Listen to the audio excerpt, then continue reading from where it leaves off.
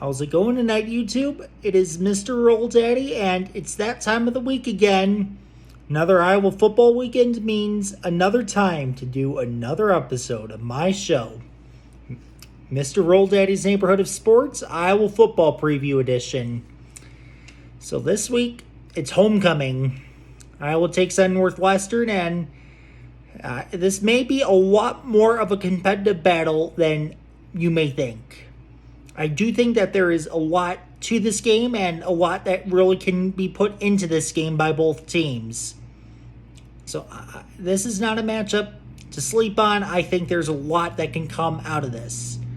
Now, I'm going to get started and I'm going to share my insights on how I think Iowa can win this weekend. And please remember, all views expressed in this video are completely of my own.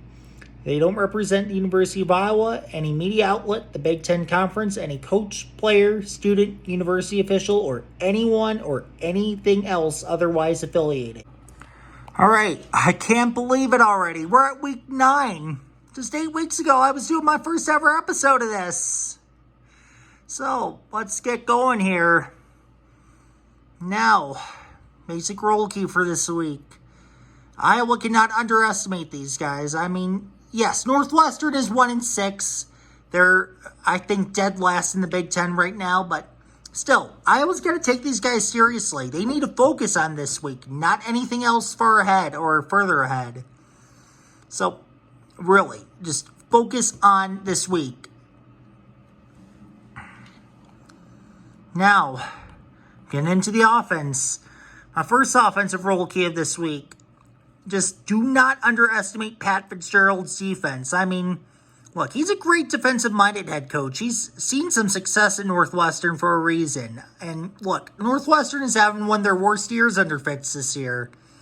I mean, still, their numbers may not be spectacular, maybe not even good, but still, Pat Fitzgerald, he is a good defensive-minded, a great defensive-minded head coach. I mean, he's fielded a lot of competitive defenses throughout the years that have kept him in games, made some big plays.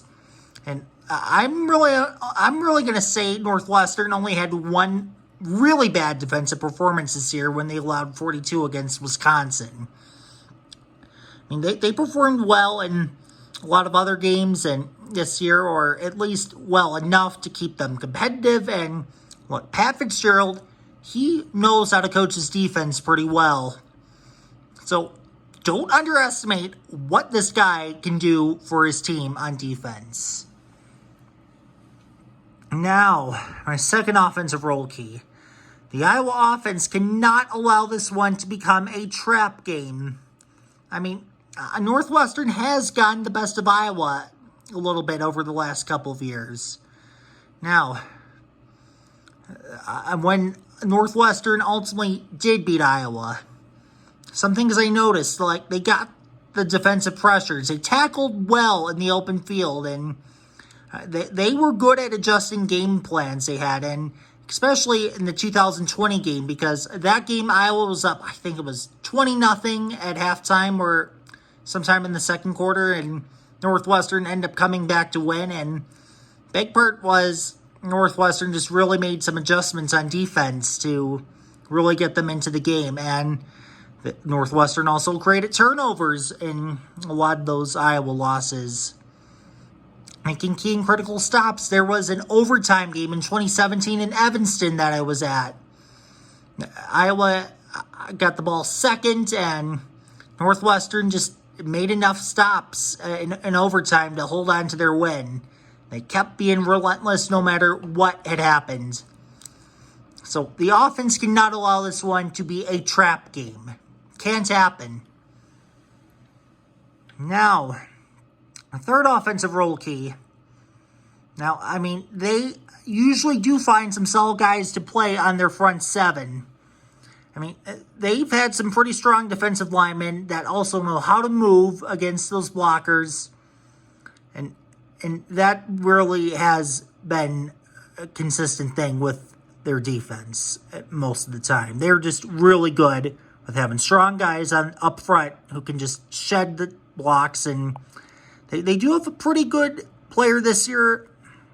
And again, Pat Fitzgerald, he is a pretty great defensive-minded head coach. He's a college football Hall of Fame linebacker.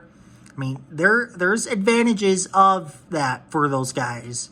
Because in the end, Fitzgerald knows how to game plan for his linebackers a lot better and maybe a lot more strategically than maybe some other coaches. So look out for their linebackers, especially middle linebacker Bryce Gallagher. He may be able to play all over the place, and yet he can still be effective. So again, really just look out for their front seven. Now, big thing. Iowa's got to keep Northwestern's top defensive back guessing.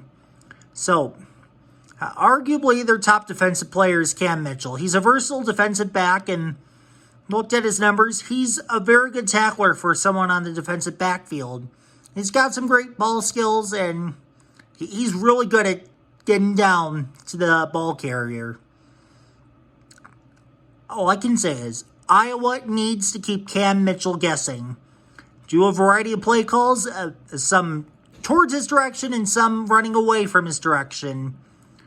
So, really, just keep Cam Mitchell guessing all game long. Now, our fifth offensive role key. I'm going to say Iowa's got to pass early and often. And I'd say even in the red zone. I mean, I do see that there are some advantages to passing the ball this week. I mean, again, Northwestern, I mean, they're a good defensive team, and they do find ways to have good defensive performances. Don't wait until third down to pass the ball here. And I do like the passing game a little bit better than the running game in the red zone, because teams are going to stack the box in the red zone, especially when they know it's a run. And this can prevent Iowa from running into a wall of defenders. And on some occasions, there may just be more open spaces down the field in the passing game compared to trying to run often. So that is going to wrap up my offensive role keys of the week. I don't know if you were really expecting that much, but I really thought through this quite a bit. Now, on the defensive side, defense has got to remember, they're still good. I mean, yes, 54 points given up last week, but I don't think that was a true reflection on the defense. And look, in the end, that's only one game. I mean, there aren't many teams in a lot of levels of football, whether college, high school, or NFL, that never have allowed more than 50 points, and most won't allow more than 50 points twice in a season, or it may only be once in every couple of years, or maybe once in blue moon. So look, I'm not going to be too worried about the defense here. I mean, I usually don't say, hey, a team did a decent enough job while allowing over 50 points, but look, if you watch that game, Iowa's defense kept that game competitive in the first half against Ohio State. It got the defensive touchdown early to take an early lead, and even though they wouldn't hold on to that lead, they still made some good plays to keep it a one-score game, maybe a 9-point game, or nothing that was too crazy to hypothetically overcome. So, look, this defense is still one of the best in the country. That was just one game. This defense is still very good. Now, a second defensive role key, Evan Hull. He's their top offensive threat by far. I mean, he was also arguably their top offensive threat all of last year as well.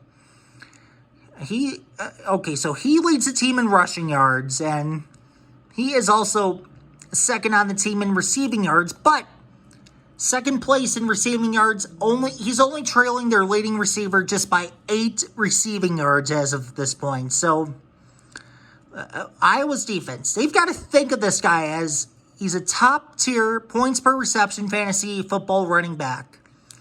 I'm going to suggest that's how the Iowa defenders think of this guy, because he's a good runner, good pass catcher, and He's just a good playmaker out there. Just play him well. And take away some open lanes in passing and running games for them. Make them do other options. And whenever needed, just go ahead. Stack that box. And I'm going to say have a spy man out there, like a linebacker, other defensive back that can just watch him in the passing game and look at what routes he's running. Is he doing a screen route, a wheel route? Whatever he's doing, just have a man spy him because, I mean, I get he's not maybe as well known as some of the big-time backs, but, I mean, if he's putting up these numbers in rushing and receiving, well, that is a pretty good thing for an offense and a thing a defense needs to be aware of. So, really, be sure to keep an eye out for Evan Hull. Now, I'm going to say they're very good on the offensive line as well. So, it's not a one-man show by Evan Hull. I mean, look, he's got some solid linemen, if not some very good players. I mean, they've got a left tackle, Peter Skoronskinney. He's received Big Ten honors. He's getting some NFL consideration for next year as well. And he's just a really great pass protector. He's really quite a great piece for that offensive line. And another one, their lineman. He's got some experience. Charlie Schmidt. I mean, I played high school football with that guy. And look, when I'm saying this, yes, it was 2015. I was a senior. Schmidt was a sophomore, starting on varsity. And I played on offensive line as well. So I had to help out with him and drills sometimes.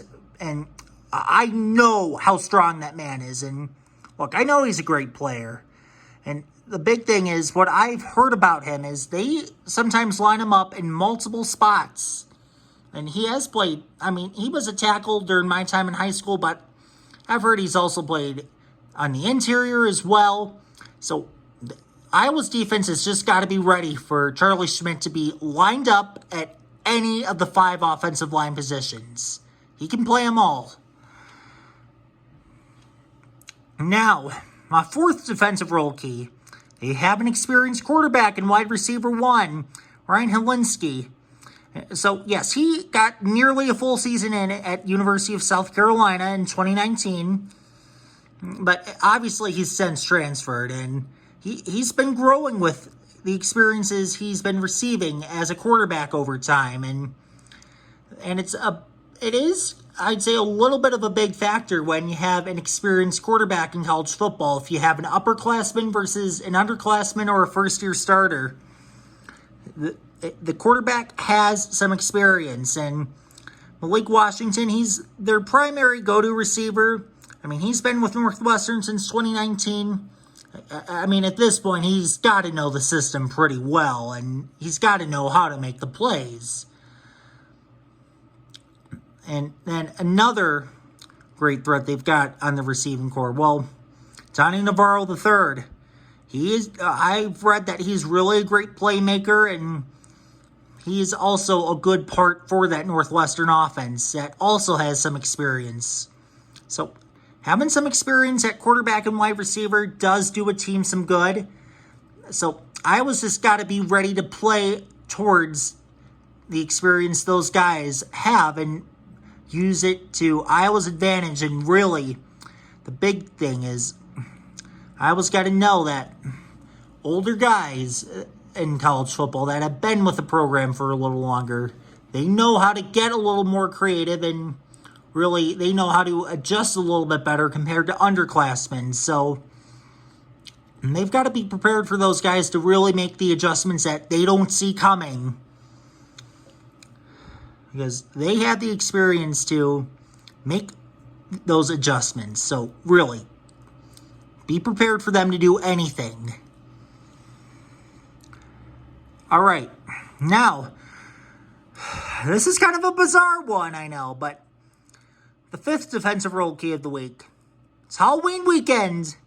And look, I'm going to say this because Iowa's defense is a scary unit. I mean, I guess what better way to scare somebody than facing a really scary defense? I mean, Iowa's defense, they've stopped offenses. They've created turnovers. They've had quite a few scores on defense. And this is a scary defense for an opposing offense to face. And maybe in some cases, facing this Iowa defense is a little more scary than monsters. So, look, I mean, Jack Campbell, Cooper DeJean, Kayvon Merriweather, Joe Evans, and look, everyone else, Riley Moss, or you can think of any name on that Iowa defense. They can all embrace having a role as a scary Halloween character being on that Iowa defense, and they can try to scare that offense in as many ways as they can. It's Halloween weekend, so why not?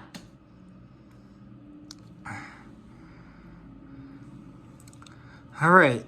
Now, the X Factor role key. It is also homecoming weekend, and look, homecoming in Iowa City is a special thing. I mean, I saw it for 5 years. Well, okay, maybe more so 4 years because COVID canceled it for one of those years. But still, there's bar promotions, so many decorations, exhibits, parades, balloons, etc. And perhaps maybe most of all, alumni are returning to Iowa City, and those alumni are going to want to see a win.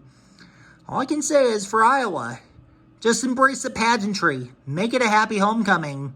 Because it is a festival in Iowa City. I mean, if you ever have been in Iowa City or if you've ever been a student there, you know homecoming weekend is kind of a big thing with everything that they do, with decorations, bar promotions, I mean, everything I just mentioned. Just embrace it this weekend. Now, we have reached to that time of the video, Rolldaddy's Big Roll of the Week. Now, this is like it has been every week. This is how I end the show. This is either a surprise tactic, trick play, or an interesting strategy that I would utilize this week if I was an Iowa coach that maybe could catch the opponent off guard and hopefully give an advantage to the Hawkeyes here. And I've got to think of a new one every week. This is a lot harder than you may think, but after thinking through things, here we go. Bring back the Wildcat formation this weekend. So, no, I mean, I'm not intending to pun here, but yes, it's the actual football formation called the Wildcat. For those of you that don't quite know what I'm getting at, the running back lines up in the shotgun as the quarterback. Running back either can run with the ball, hand it off to the running back next to him, sweep it out to the wide receiver, or, of course, that running back can also throw the ball. Now, I will use this sparingly with Tyler Goodson last year. Well, me, though, I've not been seeing Iowa use this too much, if not, maybe not never, well, maybe not at all this year, I should say. I don't know if they've really been using this, but I know it's in their back of the playbook. And look, this is a good game to bring such an interesting formation back. I mean, I'm not saying use it a lot, but have a couple plays with the Wildcat formation this weekend. This is good to catch the defense off guard, and I'd say especially in the red zone. This is a good chance to do something new and put some more excitement into Iowa's offense. Just get this formation up and running. All right. I really do thank you for watching this video, especially if you made it this far. I put a lot of thought into these videos week in, week out, and I really do appreciate your support. Hopefully the Hawkeyes can have a great game and get back on track this weekend. I'm really hoping so. I'm ready to watch the game. I'm excited to watch the game, and let's go Hawks. Thank you for watching today.